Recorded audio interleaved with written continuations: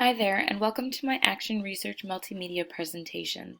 My name is Sneha Gujadhar, and I'm going to be walking you through some of my research assignment. The title of my assignment is called Supporting the Needs of Students with Autism Spectrum Disorder, also known as ASD, and Others in the Inclusive Class. Statement of Core Values or Worldview. What influenced my choice to research about strategies to use in the inclusive classroom was my past experience in working with students who have ASD during this year's placements. My interest in working to create an inclusive classroom were influenced both from my minor experience as well as our program's courses on special needs and inclusivity. Specifically looking at the UN Convention on the Rights of the Child, Articles 23 and 28 as laid out on the slide, and the standards of ethics and professional practice by the OCT, and the commitment to maintaining a 21st century classroom are what sparked my interest in my chosen topic. Statement of the research problem.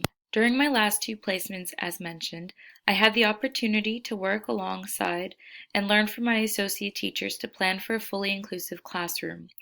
I chose to research this topic of working with the needs of students who have ASD so that I may become more informed about helpful strategies that can be applied and implemented during my own instruction. I want to develop a better understanding of ASD itself and how I can balance my time to support the needs of my students in the mainstream classroom. Every student learns in a different way. Through differentiation of instruction, assessment, and different strategies, I want to become more aware and prepared to plan for the success of my students. Research question. Through my research, the question that I am seeking to answer is, during class time, how can I ensure that I am meeting the needs of my students with ASD while also properly supporting all the other needs of my students in the mainstream classroom? Definitions and central relevant terms. Autism spectrum disorder, also known as ASD, is a neurological disorder that can be characterized by qualitative impairments in social interactions, communication, and repetitive patterns of behavior, interests, and activities. Class-wide peer tutoring is a strategy that can be used in the classroom to help support the needs of students by allowing peers to pair up and allow them to deliver content to classmates. In the inclusive classroom, it utilizes the social aspect of the classroom to have students collaborate in their learning experience. Design criteria.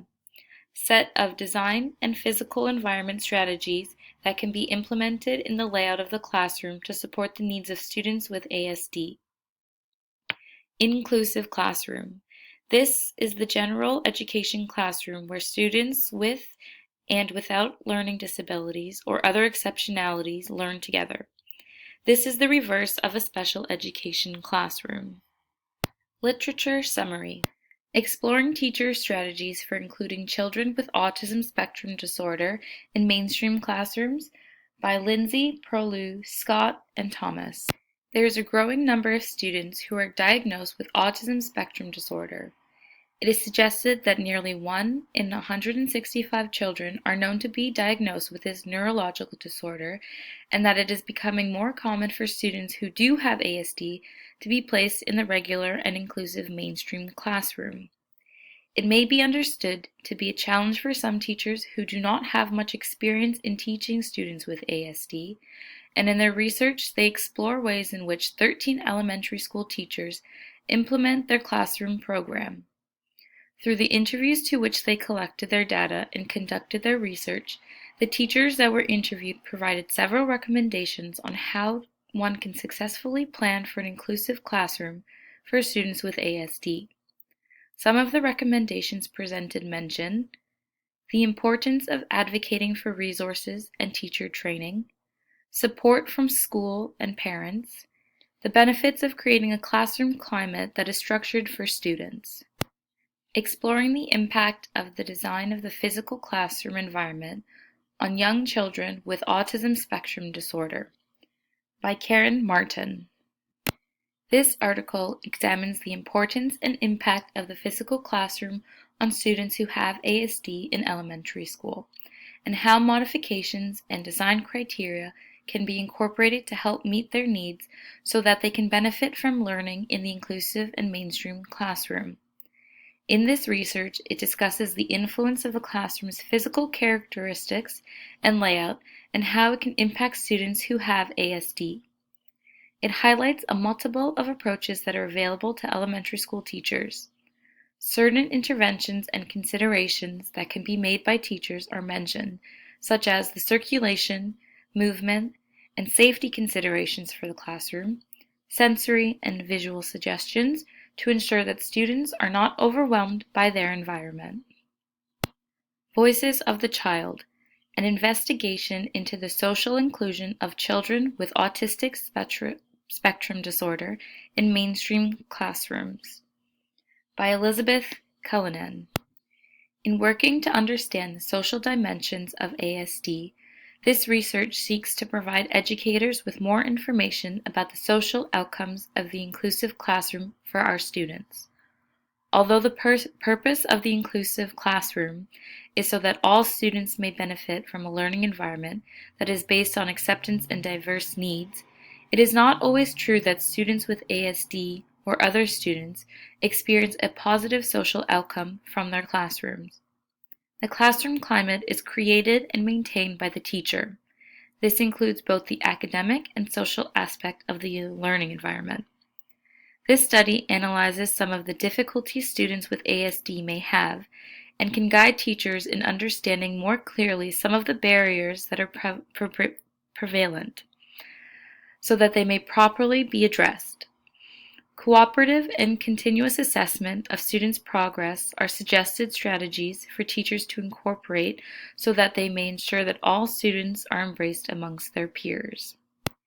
Peer Supports and Inclusive Education, an underutilized resource, by Rebecca Bond and Elizabeth Castanera.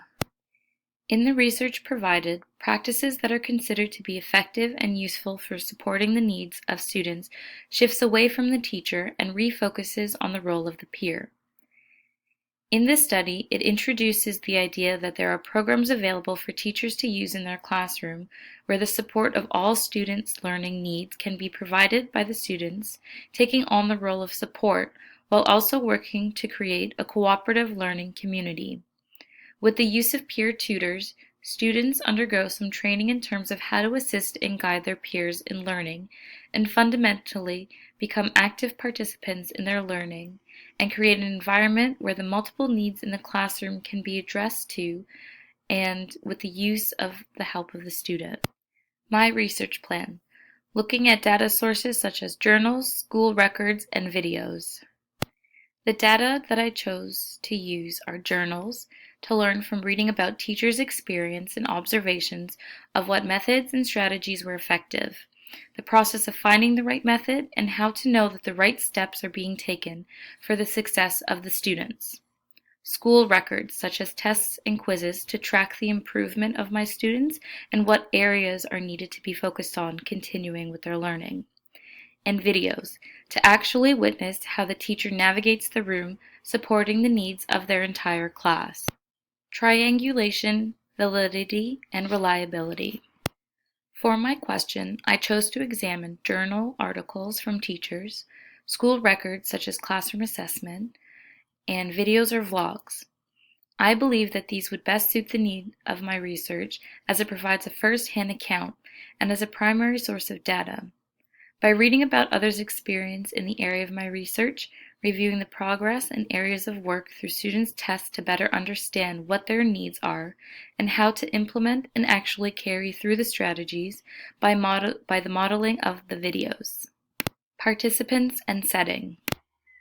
The participants of my research include students and other teachers writing about their experience in working with students who have ASD. The data will be collected at school and online via digital hard copy formats.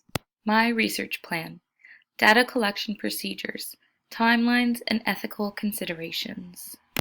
Here's a suggested timeline I can follow to track the collection and progress of my data and research throughout the school year, possibly on a 10-month plan.